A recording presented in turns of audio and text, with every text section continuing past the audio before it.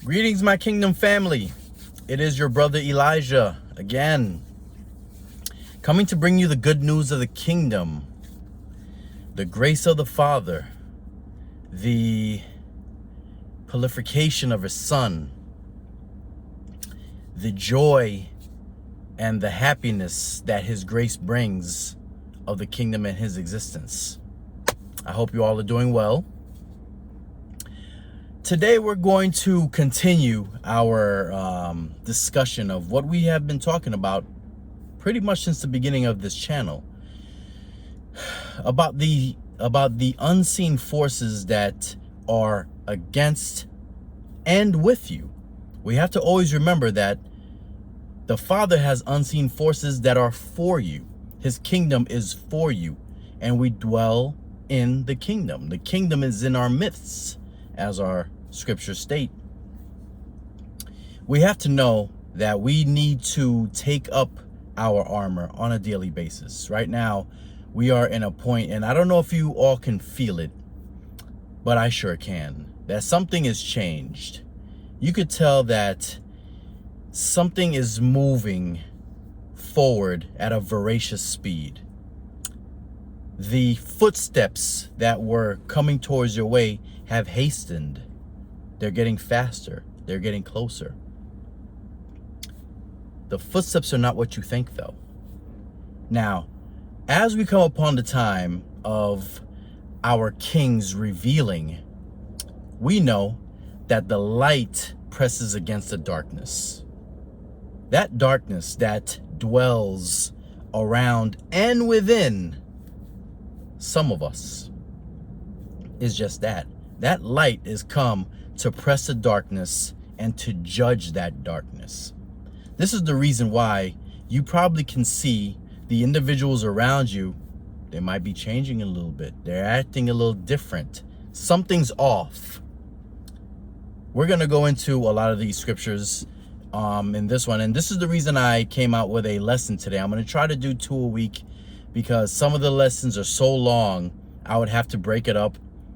And instead of doing, one every week and waiting, because right now I have a lot of lessons that are piling up on me, I would rather try to get them out the way, let you know, hey, listen, this week we're going to have 2. This week I'll only have 1, because we know that the boob tube is not going to notify you. And it's okay. It's fine, because nothing can stop the Father's gospel. Nothing.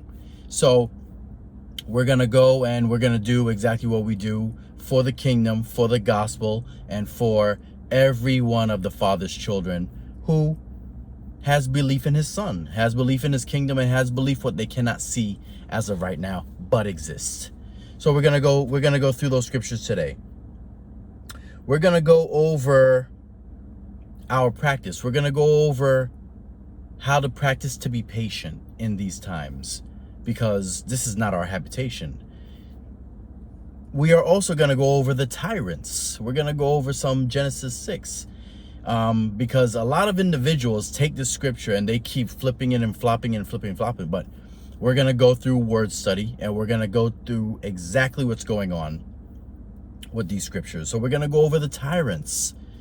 What are tyrants? What is their purpose? Why are they around you? We're going to go through that as well. We're going to go through the demonic realms, of course. We have to. The reason why we have to is because in order to fight your enemy, you have to know your enemy's there. You have to be prepared for the enemy, because the enemy exists, kingdom family. Ladies and gentlemen, it's my job to make sure that you know this, to make sure that you're able to hunker down with your swords and trust in your sword. Okay? Trust in the Father. Trust in the Son, that he is our battle armor. He is that light that covers us through this darkness. He is the one in this darkness that will lead us to the Father. But first we have to fight this battle. And whichever way you deem it, whether you would like to fight it or not, it will still be on your table waiting for you. So why not fight? Why not? Let's do it. Okay, so we're going to go into that. We're going to go into the different reasons on why we are tested, why we're here being tested. And between these segments, between the one previous today and the next one, we'll go ahead and be able to solidify all of those aspects of these lessons today. Okay, so what we're gonna do, we're gonna do our prayers, because we have to invite the Father, his set apart spirit, his Son, of course, to sit at our table. There's a scripture that we're gonna go into. I'm not sure if it's this one. It's probably gonna be the one coming on Saturday, where it states that the Father and the Son, if you invite them, they will make their abode with you. They will be within you to eat, to serve. And this is what we're trying to do. Okay, this is the Father's food. This is not in particular to any single individual. This is the Father, and the Father will do his will. The Father will do his pleasure. And the Father's pleasure is to give you the kingdom, if you would like it. Okay, so we're going to go through that. But first, let's go ahead and do our prayers. We'll invite who we have to invite to our supper, to our breakfast, brunch, whatever time of the world that you are instituted in. And we'll go ahead with our scriptures.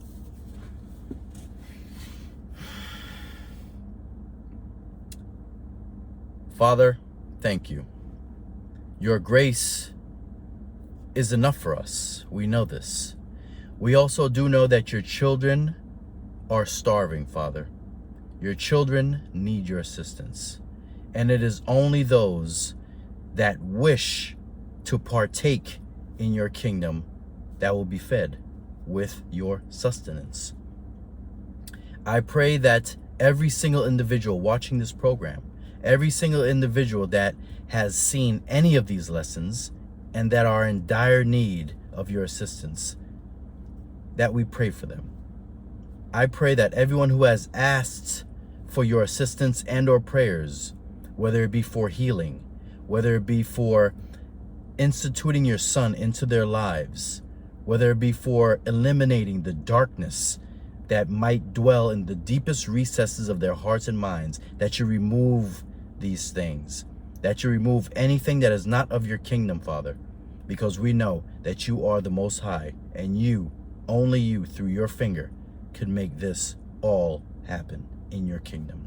And I do this in your only begotten Son's name, Yeshua, the Messiah. Amen. So, we're dealing with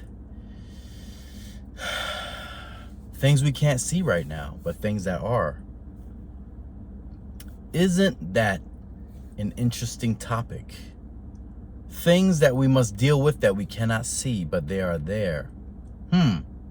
Very interesting. You know, I've been scouring the internet, and not just recently, I mean for forever. And every single time I'm looking for information or doing research, this topic of psychosis and narcissism keeps coming up. And again, we need to understand, ladies and gentlemen, Kingdom family, that this is not anything new. When our King Yeshua was walking this earth, this was an epidemic. This never stopped being an epidemic. Now, the reason why it seems that this epidemic has gone dormant is only for the reason because that dormancy is controlled. There is something in our scriptures, I believe it's in Ezekiel 38, where it states that the dark forces will come up and a thought will go out in order to encapsulate all of humanity in darkness. And then divine intervention has to come in. We have to know that darkness, ladies and gentlemen, is controlled. Ephesians 6. We are not dealing with flesh and blood. That human that comes against you, that human that uses their mouth against you, that human that propagates hate, that propagates strife in your life, is a controlled opposition of the dark kingdom. Many times, this individual doesn't even know they're being controlled. We're going to go through that as well. Many of the individuals right now are still lost. Those lost individuals do not have to tell you with their mouth that they're lost. The individuals that are not on your same page do not have to tell you this. Your Father has given you the discernment to know who these individuals are. We've been going through them in our lessons, the fruits, Galatians 5. Go through them. Analyze yourself. Analyze the individuals around you, because it is only through the self-analyzation that we're able to see what do we need to change. How am I pleasing the Father, and what have I been doing that has displeased him? We need to know these things, okay? So we need to first and foremost praise the Father for contacting us, for letting us know that he's real, letting us know that his scriptures are real, letting us know that the devil's time is short, and the devil knows it. So do the individuals that are with him, whether they be outside or inside human vessels.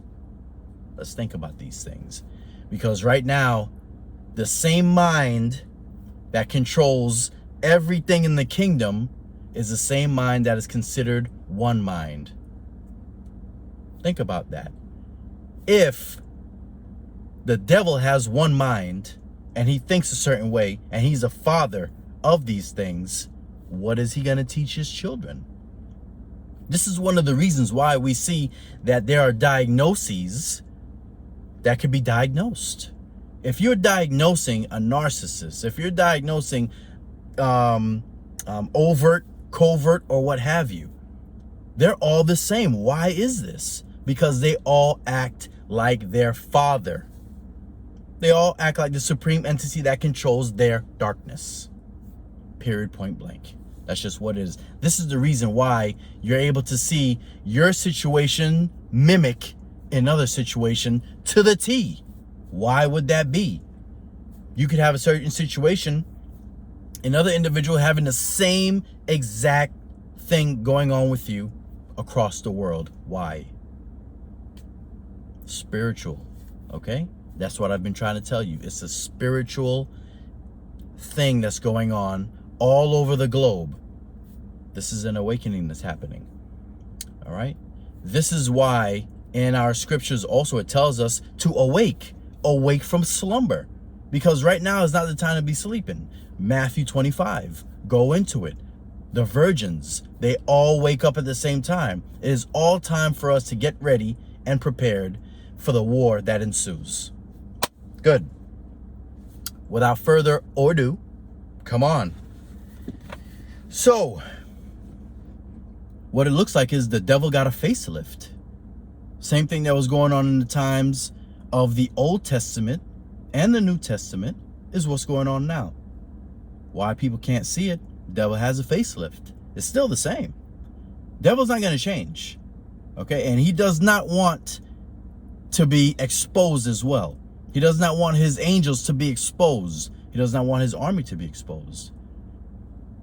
But it's our job to expose it no matter what happens. And that's what we will do. That's what you should do. That's what I know I definitely will do until the end. The epidemic, spiritual epidemic of darkness. What is the thing that relieves these darknesses, or this darkness? Is the light that shines within you, the light that shines within us, the light from the kingdom, the same light where we were translated to soul-wise, out of this darkness into that marvelous light. That is a small taste of what we will be basking in effervescence very, very soon. The dark kingdom, and we don't want to make that the essence of all of our lessons, but we need to know that it's there, slowly chipping away at the Father's mountain. Remember, as stated by our King, the gates of hell will not prevail against the mountain and or kingdom of the Father. Does not say that he won't be chipping away at it. Remember, he has to fight. The enemy is wroth at these times, and you could tell by the leader of the darkness within people that these people are further agitated and are not getting better. It's an epidemic. These individuals that do not want the light, that are happy in darkness. We must also always realize one thing. We have the situations of, devils, casting out devils, whether you can, whether you can't, this or that. Fact remains is this. Only the Father knows the heart. Only the Father knows the heart. If that individual wants the darkness, that is their free will to want the darkness.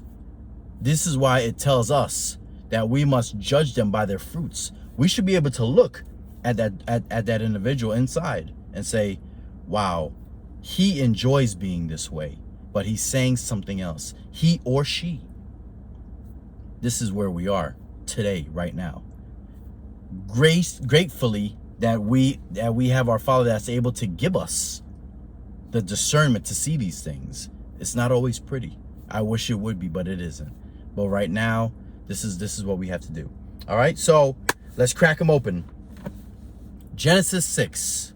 Let's see what's happening here. So Genesis 6, we're going to go to one of our favorite passages, and I know what you're going to say. They're all your favorite. You're right. I'm not going to argue. Okay, so Genesis 6. Let's see what we have here. Let's go into 4. And it states, there were giants in those days in the earth. Please circle giants. We're going to go into word study. In those days. And after that, when the sons of God came in unto the daughters of men, and they bare children to them, the same became mighty men, which were of old, men of renown. Now, if we look up that word, you come up with H5303. Okay, H5303. Gigantus. It translates to Nephal. That word Nephal breaks down. Now, the way you use your Strongs is it will give you a word. It'll say 5303, and it'll say this word came from another word. That other word it came from was 5307. Those two words, 5307. Now, that word 5307 translates to a bully or a tyrant. Were these bullies or tyrants giants? Quite possibly. Are these bullies or tyrants here today? Most definitely. Where do those bullies and tyrants reside? That's what we must know. That's what we have been learning these past couple of lessons. Where are they? When our king was walking this earth, remember the story with the possessed man from the Gadarenes? They rolled up, and remember, when Yeshua was talking to this entity, he always talked to the entity, not the man. So when he talked to the entity, the entities would answer and say, are you come to torment us before the time? It's because they know that their end was not yet. Since then, since Genesis, these same individuals, these tyrants that encapsulate the internals of a man, they knew that their time was not yet. Because why? Judgment, final judgment has not fallen as yet. And they know this. As of right now, you can tell that the tyrants inside of people know something's coming. This is the reason why they're agitated. And this is the reason why something's a little off with them. This is the reason. Okay? We talked about where these unclean spirits reside. We know it already now. They look for rest until they find a host. And this is what these lessons are for. To know exactly what's been going on. Maybe the trick or the deception has come from the Dark One's kingdom for them to hide. For them to hide indefinitely, but they cannot hide any longer because now you know them. You know them by their fruits. So we have a bully or tyrant. Let's go into 1 Peter 5:10. Let's see what happens with 1 Peter. 1 Peter 5:10. And it states, but the God of all grace, who has called us unto his eternal glory by Yeshua the Messiah, after, please circle after, that you have suffered a while, make you perfect, establish and strengthen and settle you. let me ask you a quick question in that passage. What does a little while mean? Does a little while mean your human lifetime? Does a little while mean 5 days? Does a little while mean 5 years? We will never know. I deem to believe that this is a little time before eternity, because eternity is forever. We'll never have to go through this life again. But right now, the trials, the tribulations, the unseething hate from individuals that could be in your camp are going to be there until we meet our Father, and all these things will dissipate with the wind. But as of right now, we must hunker down and we must fight this war. We must fight this battle in the war. And this is the reason for these scriptures and or teachings, because we need to take everything into consideration. Dark kingdom is alive. Okay, the dark kingdom has principalities and powers. Powers. They have authority. They have authority to try and test you. We're going to go through this in the rest of this lesson today. What else does the Father have for us? This is the reason. So you'll suffer a little time, and then what do you get? Let's check it out. 1 Corinthians 2:9. 1 Corinthians 2:9. Now let's see what the Father gives those that love him. 1 Corinthians 2:9. And it states, but it is written, eye has not seen, neither ear have heard, neither have entered into the heart of a man the things which the Father has prepared for them that love him. But the Father has revealed them to us by his Spirit. For the Spirit searches all things, yes, the deep things of God the Father. We don't even know. That's how good the promises are of the Father's kingdom. We have no idea. We can't even see it.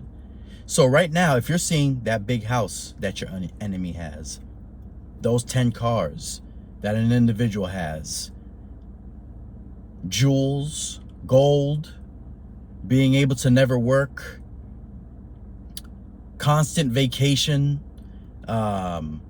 whatever have you, whatever fits the bill. Even those things that you see are not good enough of what the Father can provide for you. So we need to think about these things where it says that your heart will be also of what you think. Put your heart in the heavenly kingdom with the Father, and that's where you will be. Those that love him. So what happens? Let's go into Revelation 12:17. Let's go look at this now. What must we do? Why are we perplexed, persecuted on every side? Why are we going through what we're going through? Let's see. Let's go into 12:17, Revelation 12:17. Revelation 12:17, and it states, and the dragon was wroth with the woman, and went to make war with the remnant of her seed, which keep the commands of the Father, and have the testimony, please underline testimony, we're going to do word study, of Yeshua. Testimony. Are you testifying about the Son? Are you bringing people towards the kingdom? Are you prophesying your belief in the Son? Because if you're doing these things, the dragon is after you. This is the reason why you're perplexed. This is the reason why you are destitute in some positions, not in spirit, but maybe destitute in the world, not getting everything you ever wanted or asked for. Are you asking for the Spirit first? We need to know. That same passage, what else happens? So let's see. If we go back in Revelation 12, let's go to 12:10. And it states, and I heard a loud voice saying in heaven, now has come salvation and strength, the kingdom of our God, the Father, and the power of his Christ. For the accuser, please underline accuser, of our brethren is cast down, which accuses them before our God day and night. The accuser of the brethren. Everything you've ever done in your life that voice in your ear that says, you'll never make it to heaven. Heaven's not for you. The Father's given up on you. You don't deserve it, which is true, we don't. Who do you think you are? You're nobody special. Your marriage didn't work. Your kids don't love you. This person don't love you. These voices, do you believe that these are voices emanating from the Father's kingdom? Not at all. This is the accuser. This is the accuser. This is the kingdom that also has to listen to the accuser accuse you to the Father. These will never come from the Father. The Father will give you the fruits of the Spirit. We read it in Galatians. Love, joy, peace, long-suffering. Why must we meet instituted in long-suffering? For these reasons. That same accuser works in other individual vessels. Those individual vessels accuse you, do they not? Do they not tell you the same things that emanate from the dragon's mouth? I hate you. Your kids don't love you. You didn't get that job you wanted. You're a failure. You never did anything right anyway. Your parents hate you. Where do these things come from? You can't make them up. We're gonna finish this lesson, and you will see how that dragon who controls the dark kingdom and the darkness inside of individuals works, because there is a structure. Beautiful. So we have that one. Testimony. Word study. G3141. G3141. Which means as in testifying before a judge. That's very interesting. So if you're testifying about your belief in the Son, you're testifying before a judge. We just saw that the accuser of the brethren testifies against you. Who's testifying for you once you speak his name? Think about these things, because we are always getting tested and always testifying. This is what's going on right now in the unseen realms. This is the reason why in the story of Job, it states that Job never sinned with his lips. For what reason? Who's listening? It was just Job and his wife, correct? Your scriptures tell you differently. Your scriptures, Job was getting tried and judged just like we do all the day long. So we must know that we must keep pushing forward and control the little rudder that controls the boat. Okay? Yes. Let's go into John, because we're talking about testimony. We're testifying about the death, the burial, the resurrection, Yeshua, the Messiah, the Christ, correct? Let's go into John 5:39. Let's go into the Gospel of John 5:39. Let me see what we have here.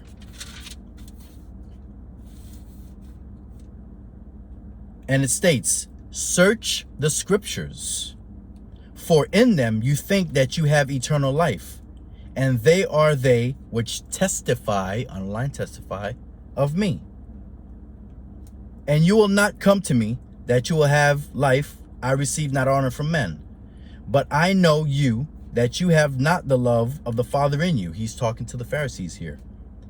I come in my Father's name, and you receive me not. If another shall come in his own name, him you will receive. We're talking about the testifying again here. You must testify about the Son, no matter what happens. Because you know, if you do testify, that prosecutor that's against you will be there as well.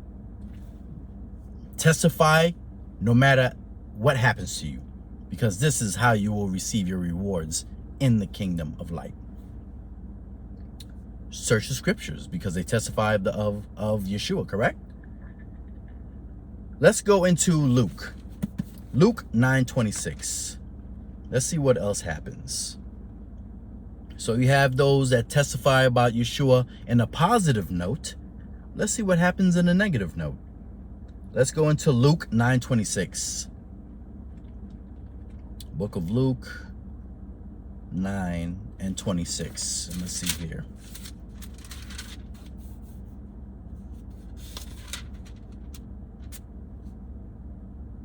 And it states, for whosoever shall be ashamed of me and my words, of him shall the Son of Man be ashamed.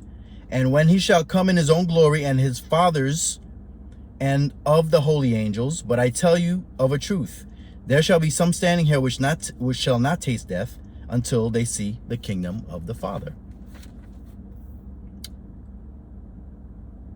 Whosoever shall be ashamed of me. Sounds like there might be somebody around, maybe watching, to see those days when you slip. Those days when you have had a hard day. Those days that you might curse your day. Somebody's there.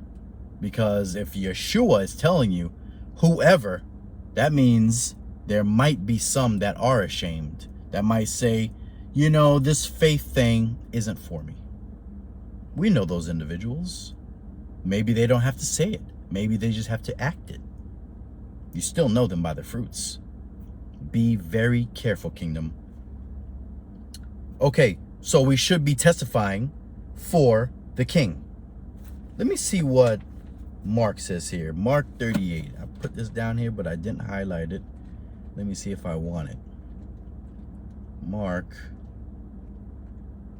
Let me see here. Mark 8. Let me see if I want to give you that. If not, we will push on.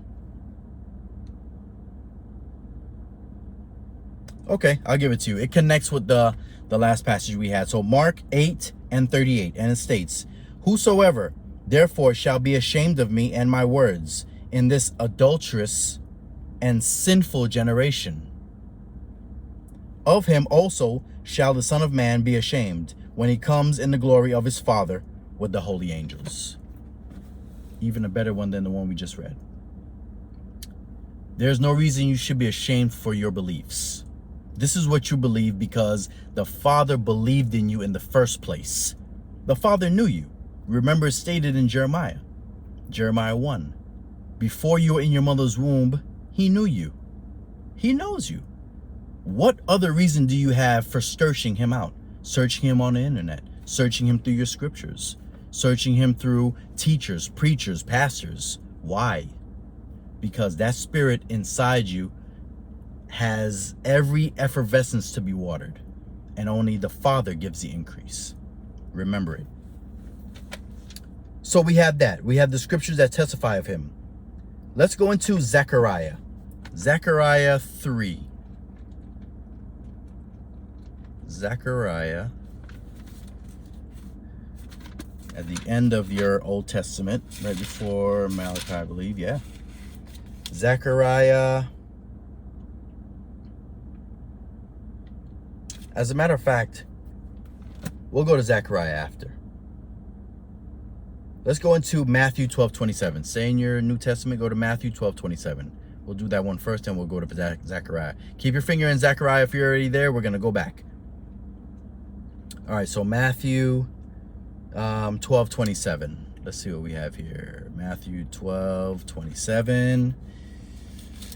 Let me see.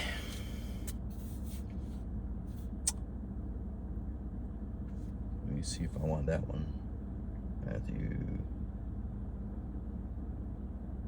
Okay.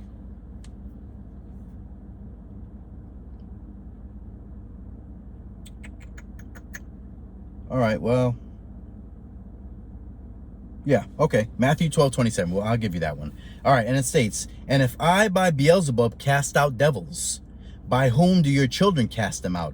Therefore, they shall be your judges. Please circle they, underline judges. Who's they? In this particular passage, he's talking about casting out devils. So who are the judges?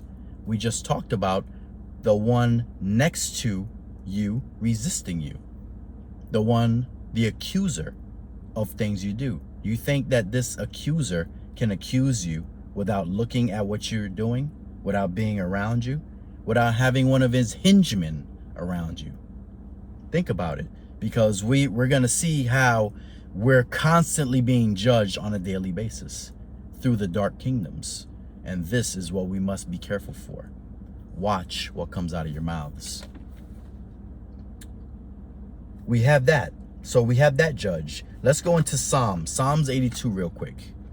Psalms 82. And we'll see, keep that judge in mind, because we're going to see what Psalm 82 says. So Psalm 82.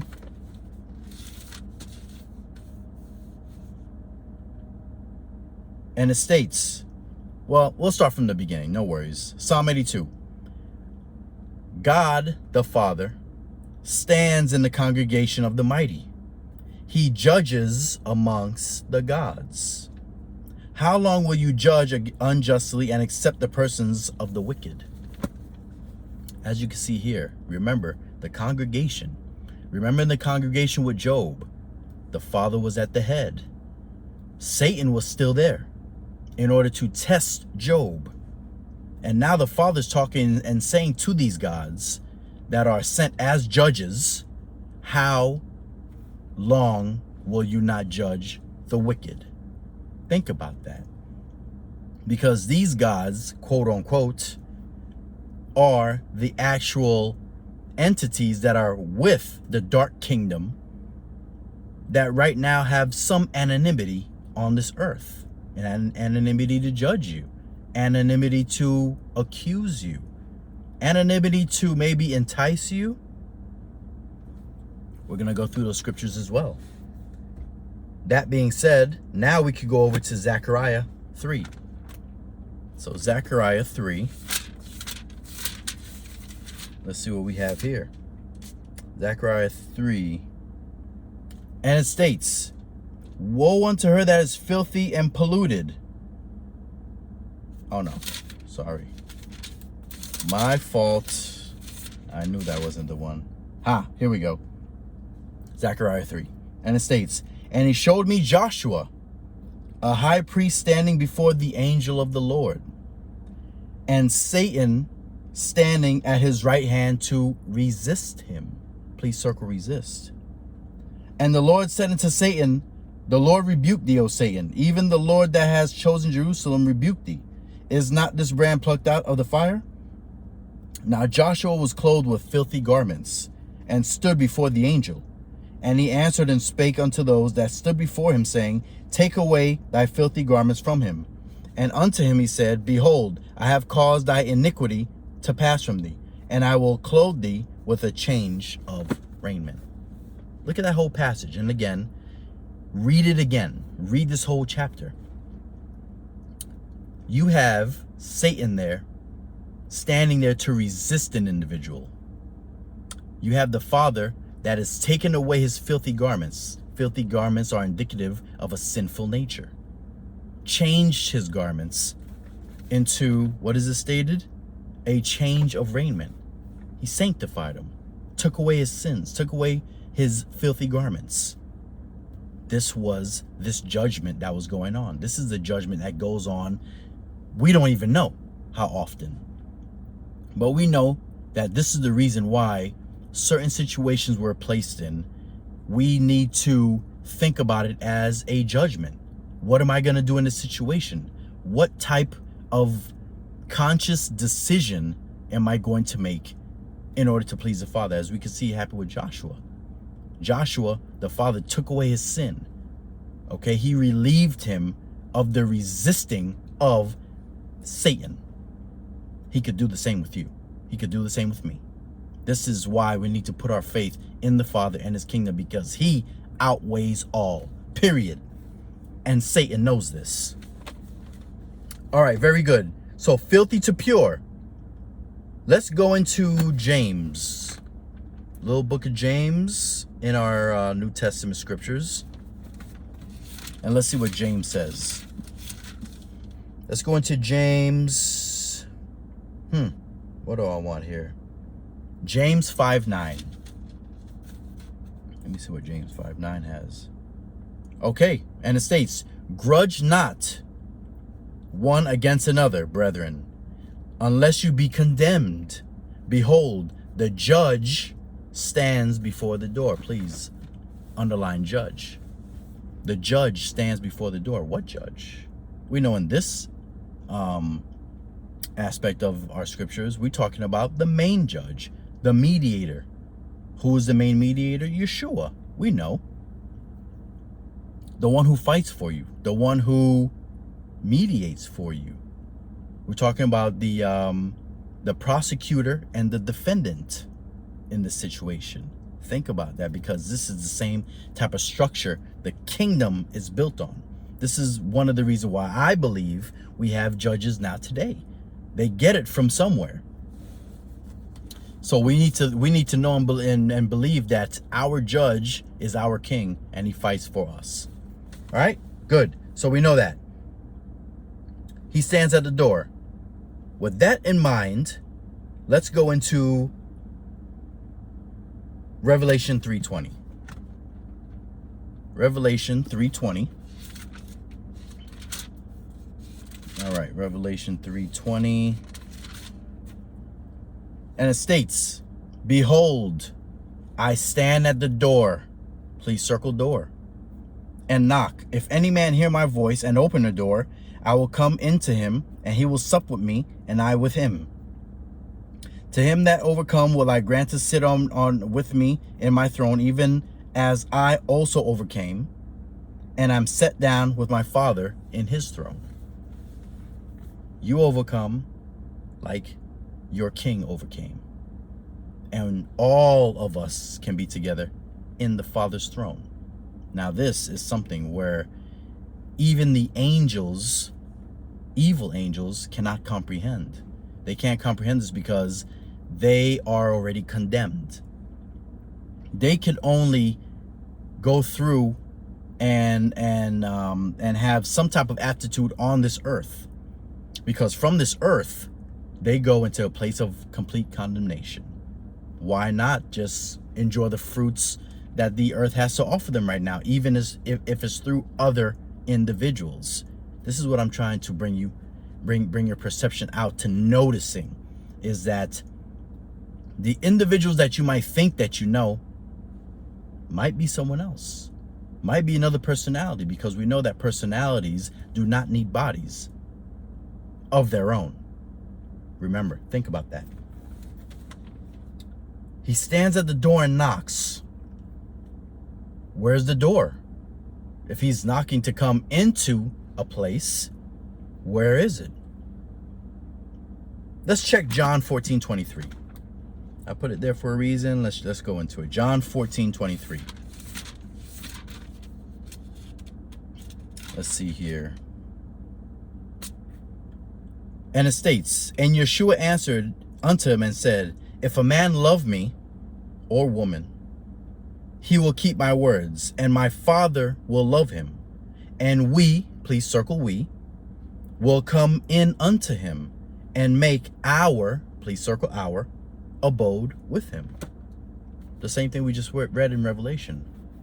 Those two individuals, the Father and the Son, through his Spirit, of course, will cohabitate with you. If they are cohabitating with you, who could be against you? They could be against you on the outside, but internally, you will have no internal turmoil. Our scripture stated, I'm living proof of this as well. You invite the Father and the Son into your life, into your heart. There's no room for anybody else. There's no room for the darkness that might reside in others. Think about that. So we have that, inviting the Father and the Son through his Spirit. Let's go back into James. Let's see what James says. So we were in James. Go back to James real quick. Let me see. James 1:13.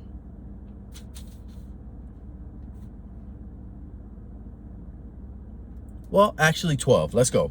And it says, "Blessed is the man that endures temptation, for when he is tried, he shall receive a crown of life, which the Lord has promised to them that love him."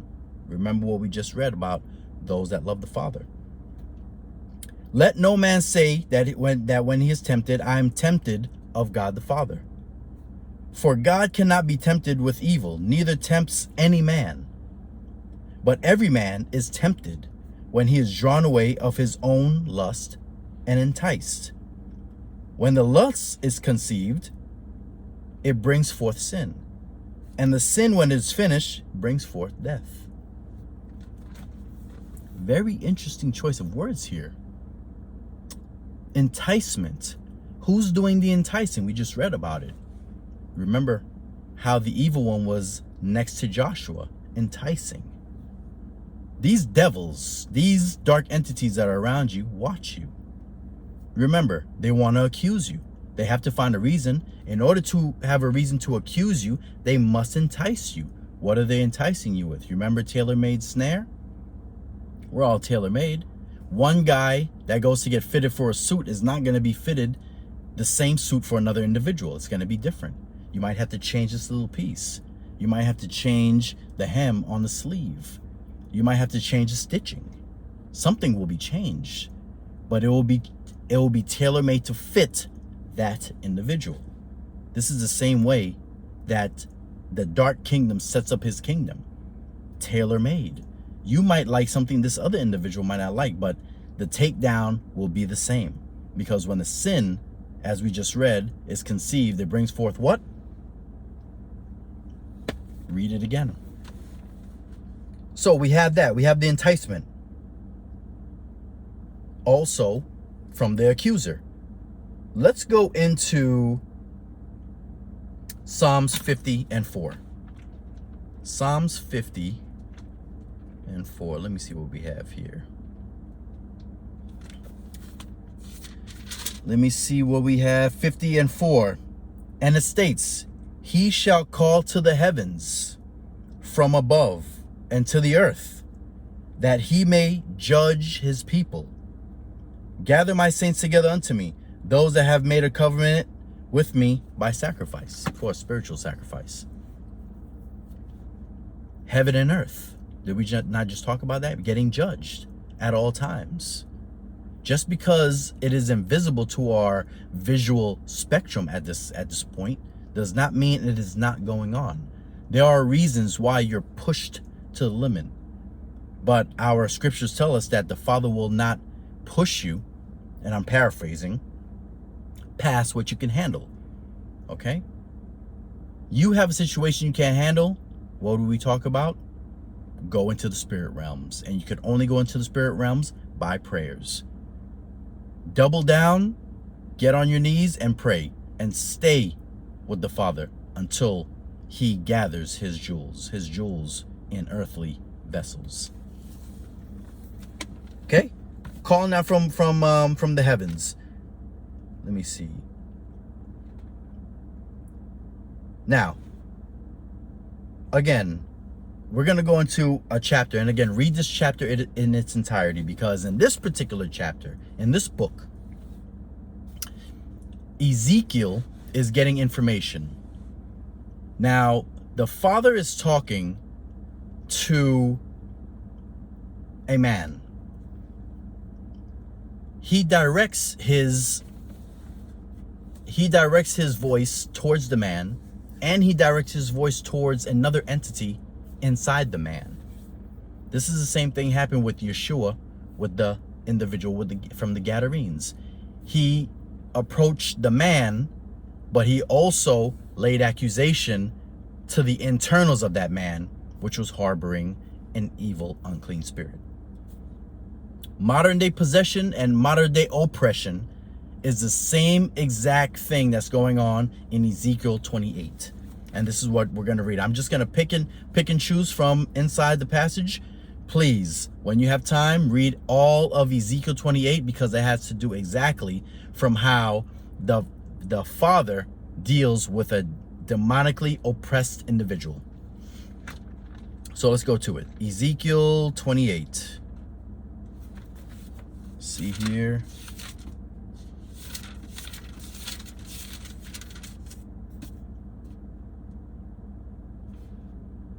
Okay, we'll start with 2, and it says, Son of man, say unto the prince of Tyrus, Thus saith the Lord, because thine heart is lifted up, and thou hast said, I am a God, I sit in the seat of God in the midst of the seas, but thou art yet a man. Please underline a man. And not a God, though thou set thy heart as the heart of a God. Do we know anybody like this? Has already self-exalted themselves to the position of God. Do we not remember who said this in Ezekiel, in Isaiah 14? Let's continue. With thy wisdom, let's go to 4. With thy wisdom, with thy understanding, thou hast gotten riches, and hast gotten gold and silver in thy treasures. By your great wisdom and by your traffic, you have increased thy riches, and thine heart is lifted up because of thy riches. Let's go into 8. This is very interesting. Well, we'll go with 7, no worries. And it says, behold, I will bring strangers upon thee, the terrible of the nations, and they shall draw their swords against thy beauty of thy wisdom, and they shall defile, please circle defile, thy brightness. They shall bring thee down to the pit, and thou shalt die the deaths of them that are slain in the midst of the seas. This is the first part. He's talking to the man. He says that he's going to bring individuals, and we're going to talk about where the pit resides. I deem to think through my studies that the pit, the same pit that is alluded to in Revelation 9, is more than likely the same pit that resides inside of the souls of men. We're going to go through those. It's going to be a very interesting couple of lessons that precede these. But we're going to go into, so he has the times he's talking to the man. Now listen to this. Let's go into 12. And it states, Son of man, take up a lamentation to the king of Tyrus. Remember, the first he was dealing with the prince. Now he's dealing with the king. Same individual, same place. And it says, thou sealest up the sum, full of wisdom, perfect in beauty. Thou hast been in Eden, the garden of God. Every precious stone was thy covering. The workmanship of thy tabrets and thy pipe was prepared in thee the day that thou was created. Thou art the anointed cherub. Please circle cherub, because this is not a man now they're talking about, ladies and gentlemen. He's talking past the man, now talking to the entity inside the man, the cherub that covers. And I have set thee so. You were upon the holy mountain of God. Thou hast walked upon down the midst of the stones of fire.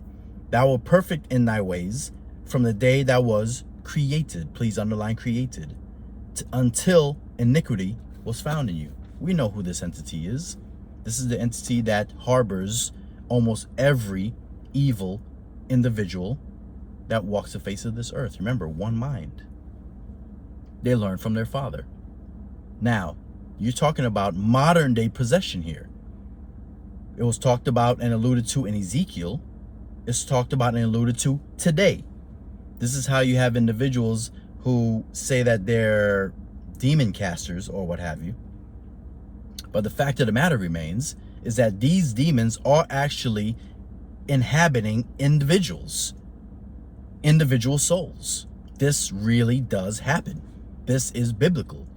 Okay, so we need to know exactly how, through our discernment, to look to see something's off, something's going on. And this is where you could refer to see exactly what is happening, or to get the gist of what's happening in our lives. So we have Ezekiel 28, modern day possession by what? The tyrants. The tyrants that we started this lesson with. The giants that were available then and now. This is them. They never went anywhere. Okay? These are the ones that are still doing what they do through individuals until the final consummation. So we have that one. Let's go into Isaiah 4:4, another one of our favorite chapters, dealing with the oppressors, which are nothing but demons. Let's see what he says here.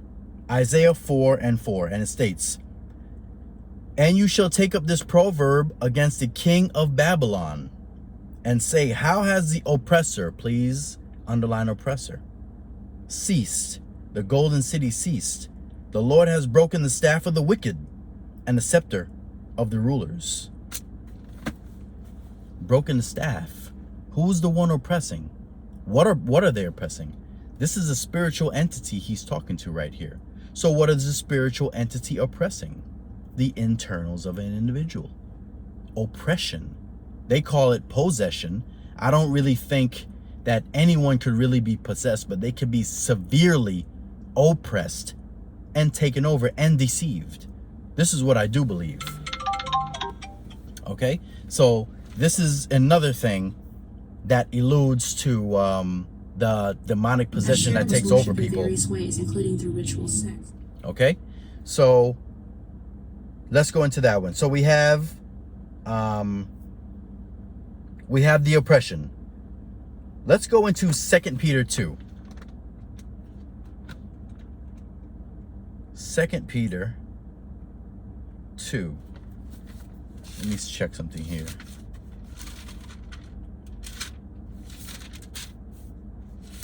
Let me see.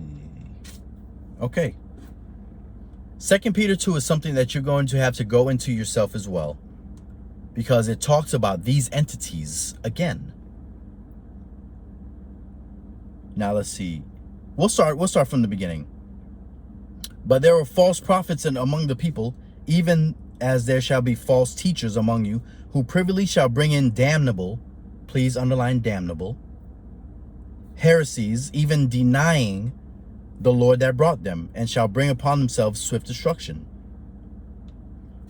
Let's go into verse 3 real quick. And it states, and through covetousness they shall with vain words make merchandise of you, whose judgment, please underline judgment, of now a long time lingers not, and their damnation slumbers not. Who are we talking about here? We talking about a man, or we talking about the entities inside of a man? Remember that. Let's go down to verse 9. The Lord knows how to deliver the godly out, please circle out, of temptations, and reserve the unjust until the day to be punished. Weren't we just reading about that in Ezekiel 28? He's talking to the man and start to punish that man inside of that man's body. He also talks to the entities inside that man. Is this not what we're talking about again? Those same false prophets that they're talking about, and says that there will be false teachers who harbor these false prophets, these entities. These are the same entities that we are told to stay away from and or cast out of ourselves through our King, who also makes his abode with us.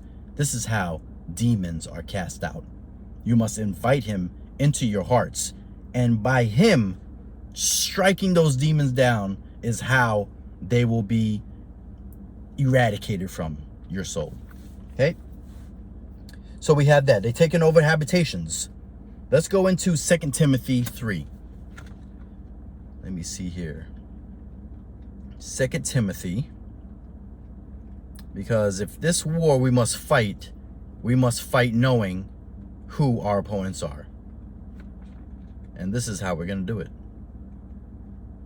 We're going to look at the situation for what it is, and then draw our swords, and guess what? Strike the jugglers. So let's see. We have 2 Timothy chapter 3. And it states, this also know that in the last days, please underline last days. I hope you know that's where we are. Perilous time shall come. Circle perilous. We're going to go into word study. For men shall be lovers of their own selves, covetous, boasters, proud, blasphemers, disobedient to parents, unthankful, unholy, without natural affection, truce breakers, false accusers, incontinent, fierce, despisers of those that are good, traitors, heady, high-minded, lovers of pleasures more than lovers of God the Father, having a form of godliness, but denying, please underline denying, the power thereof. From such turn away. This sounds familiar. Fruits of the Spirit, remember those? In Galatians 5? Sounds like the same dark forces that inhabit the internals of a man. We're talking about the internals of an individual right here. Perilous, G5467. G5467. And it states, this word is harsh, fierce, savage, hard to bear, difficult, giving a reduction of strength. Have you been reduced in your strength? Think about that. Because the internals of the individual will sap you of your energy. This is what they're here to do. These energy vampires are here to destroy you. Remember, the devil comes to what? Steal, kill, and destroy. How else would he do it? Devil works from the outside in. He wants to get in. It is our job to fight him and hold the line and bear and keep him out. This is why we have this lesson here today. Also, we need to practice. That'll be the last scripture. But we need to practice spiritual patience. Spiritual patience, okay? Again, the devil has no other duty but to destroy you. That's it. He doesn't sleep, and he has a file, quote unquote, on every single one of us. He's there to resist you, as he did with Joshua. Some individuals have invited the devil for tea and scrumpets, so to speak. Yeah, I don't really mean to make a joke out of this, but it's true. Some individuals like his character, the character that we just read about in 2 Timothy, the character that he is alluded to in Galatians 5. Some individuals enjoy being nasty, fierce, okay, unholy, unthankful, lovers of pleasures more than lovers of the Father. Think about that. Because they're around and you know them.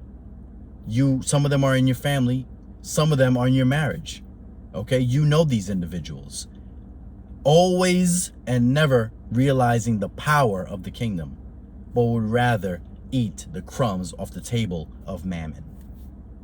Okay, so that was beautiful. I'd like to thank every single one of you for joining me. And yes, we will still have another study on either Saturday or Sunday. Look out for one of those 2 days. It might be, more than likely will be Saturday, but it could also be Sunday. So if you don't see this another lesson posted on Saturday, just keep your eye out for Sunday, because YouTube will not send you the notifications, okay?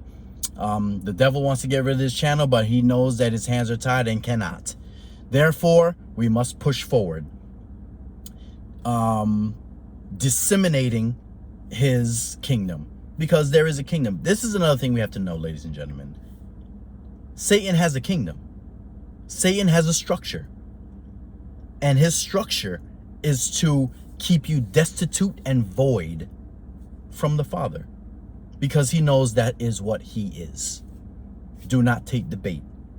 The baits could be different. Remember, tailor-made. One bait might be squid. One bait might be shrimp. Either way, the hook is there. Be very, very careful. Okay? I want to let you all know that I'm praying for you. Pray without ceasing, Kingdom family. This is how we enter into those spiritual realms. Do not stop. Spend time with the Father. Draw closer to him, and he will draw closer to you. All right? I'd like to thank the Father, first and foremost, the Son, Yeshua the Messiah, his set-apart spirit, who encapsulates all the souls that invited. All right? Once again, thank you all. I will see you on the next one.